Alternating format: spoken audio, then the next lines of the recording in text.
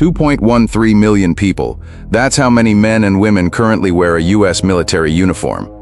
To put that in perspective, it's more than the entire population of Slovenia standing by, ready to deploy anywhere on Earth within days, and that number is climbing again in 2026 after years of recruiting struggles. But raw headcount only tells part of the story. What makes the United States military different isn't just its size. It's the sheer scale of money, machinery, and global reach stacked behind every single soldier, sailor, and pilot. Let's start with the people, because the structure itself says a lot about American strategy. The U.S. Armed Forces are split across 6 branches: Army, Navy, Air Force, Marine Corps, Space Force, and Coast Guard. The Army remains the largest by far, with roughly 454,000 active soldiers, built primarily for large-scale land operations and rapid reinforcement of allies. The Navy follows with around 347,000 sailors, the branch responsible for keeping sea lanes open across every ocean on the planet. The Air Force rounds out the top 3 with just over 319,000 airmen, controlling everything from stealth bombers to the satellites that guide precision weapons. Then there's the Marine Corps, sitting at just over 172,000, a rapid response force designed to hit a coastline before anyone else even knows they're coming. The newest branch, Space Force, is still tiny by comparison at around 10,000 personnel, but its job matters more every year. Protecting the satellite networks that GPS, communications, and targeting systems all depend on. And the Coast Guard, technically part of Homeland Security in peacetime, can fold directly into the Navy's chain of command the moment a war starts. Add reserves and the National Guard, and the total force climbs past 2 million layer, in nearly 700,000 civilian employees, engineers, analysts, logistics staff, and the Department of Defense becomes one of the largest employers on the planet. Larger than the population of Chicago, all working under a single command structure that answers ultimately to one office in the Pentagon. And in 2026, that force is growing again. Congress authorized an increase of more than 30,000 active duty troops this year, the largest expansion in over a decade. Most of the growth is going to the Army and Navy specifically. The new 2026 National Defense Strategy spells out exactly why. Defend the homeland first, deter China in the Indo-Pacific without provoking unnecessary conflict, and push European and Middle Eastern allies to shoulder more of their own defense burden. It's a shift away from the sprawling everywhere at once posture of the last 2 decades towards something more selective, but not smaller. That growth isn't as simple as it sounds, though. Expanding a military stresses every part of the system behind it: training pipelines, housing, medical readiness, and especially unit leadership. Experienced officers become trainers overnight, while thousands of new recruits work their way through basic training. If retention doesn't keep pace with recruitment, growth turns into a treadmill instead of real added strength. That tension is playing out inside the Pentagon right now.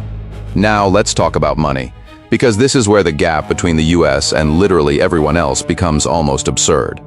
The fiscal year 2026 defense budget request sits at $961.6 billion. That's a 13% jump from the previous year, and it's the largest single defense budget in American history. On its own, that number accounts for roughly 32% of all military spending on the planet. Not 32% of NATO spending, 32% of every dollar spent on militaries worldwide by every single country.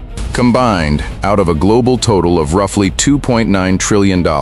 Break that down further and it gets even more lopsided. China's defense budget, the second largest in the world, is estimated at less than a third of America's Russia's. Entire annual military spending doesn't even come close to matching what the U.S. Air Force alone receives, which sits at over $300 billion on its own. The Navy isn't far behind. For comparison, some entire countries don't have GDPs as large as either of those single-service branches. So where does all that money actually go? A lot of it goes toward maintaining capabilities most nations can only dream about. Take aircraft carriers. The U.S. operates 11 of them, all nuclear-powered, all capable of staying at sea for decades without refueling. 11 carriers is more than every other country in the world combined currently has in active service.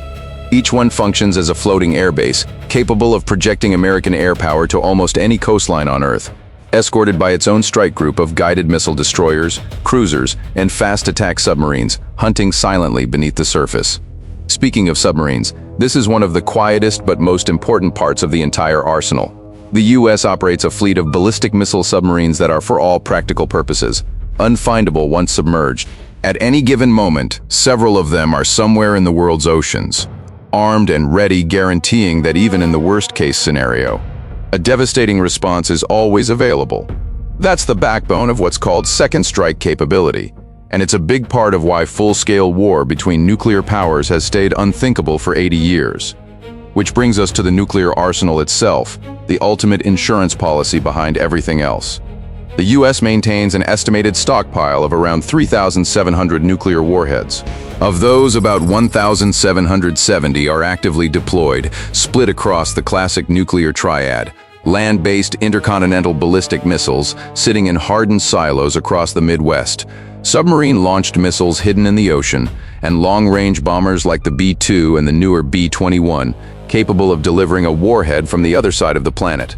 Roughly 100 of those warheads are even forward deployed at NATO bases across Europe, in countries like Germany, Italy, Belgium, and the Netherlands, a direct physical commitment to defending the alliance. Only Russia holds a larger stockpile, and China's arsenal, while growing faster than anyone else's, still sits at a fraction of either country's numbers. But raw warhead counts aside, the American triad is built for one core purpose: guaranteeing that no adversary could ever eliminate the country's ability to strike back, no matter what happens first. That's deterrence in its purest form. Here's the part that surprises people the most, though. It isn't the weapons, it's the footprint. As of this year, more than 170,000 active-duty American troops are stationed outside the United States, spread across roughly 80 countries. Japan hosts the single largest concentration, with nearly 53,000 personnel spread across 14 installations, the anchor of American power in the Pacific. Germany comes next with over 34,000 troops, a legacy of NATO commitments that has only grown more relevant since the war in Ukraine began, reinforced further by large-scale exercises like Defender 2025, the biggest annual American troop movement into Europe in years. South Korea holds close to 23,000, a permanent deterrent against the North that hasn't wavered in over 70 years. This is a military built not just to defend its own borders, but to maintain presence on nearly every continent, ready to respond, deter, or reinforce an ally without needing months to get there. No other country on Earth operates anything close to this network of permanent overseas installations. And this isn't a static peacetime picture either. Right now, in 2026, American forces are operationally active across multiple theaters simultaneously. Counterterrorism operations stretching from the Middle East into parts of Africa, a growing maritime presence in the Caribbean, and reinforced deployments across Europe. This is a force in constant motion, not a museum piece. So when people ask how powerful the US military actually is, the honest answer is that no single number captures it. It isn't just the 2 million personnel. It isn't just the $600 billion spending advantage over the next closest competitor. It's the combination of a nuclear triad that guarantees deterrence, a navy that can project air power to almost any coastline within days, and a permanent global footprint that most nations couldn't replicate if they tried for the next 50 years. But size and money don't automatically equal readiness. Recruiting pipelines, training capacity, and unit leadership are all under real strain as the force expands faster than it has in over a decade. A budget sheet doesn't win wars by itself. People, training, and logistics do. In our next video, we're going deeper into one piece of this puzzle specifically. We're mapping every single US Navy fleet from the Mediterranean to the Pacific and showing you exactly which waters America controls and which ones it doesn't. Make sure you're subscribed so you don't miss it.